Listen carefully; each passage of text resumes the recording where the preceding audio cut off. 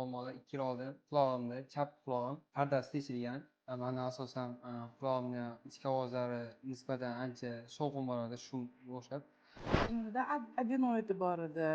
Shu adenoididan rosa qiynalardik biz. Kechasilari og'zini ochib uxlab, faqat mana oxirgi marta Fatima qizim shamollaganda umuman burni ishlamadi desam ham bo'ladi. Chap qulog'im ovozi har doim baland bo'lib kelgan. Shu sababli eshitishda ancha muammolar bo'lgan.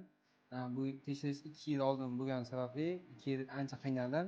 Instagramdan Mirkamolni ko'rib, nimalarini keyin rosa qo'rqdik degan. Tuzalarmikan, bo'larmikan degan. Ikkilandingiz? Ikkilanish bo'ldi. Dedik mana общий narkoza bilan qilishdi. Hech qanaqa mana nima bo'lgani yo'q. 15 minut oldin bitta navaram, 15 minutdan keyin ikkinchi navaram olib kirishdi. O'rtoqlar mana bularda quloq pardasini orqa tomonidan olib turib qo'yganmiz.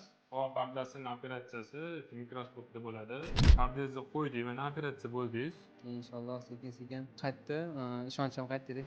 Shunda bo'lsa ham bizda his hayajon juda kuchli bo'ldi. Mana endi ikkalarim qaynonalarim, nevaralarim judayam biza kutmagan shunaqa nimada chiqishdiki, biz rosa xursand bo'ldik.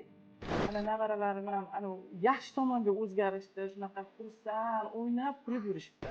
Inshaalloh hozir natijalari 2 oyda juda sezilyapti. Kamol akaga yordam berib, o'ziga qarab o'tganimizda natijalar ancha yaxshi.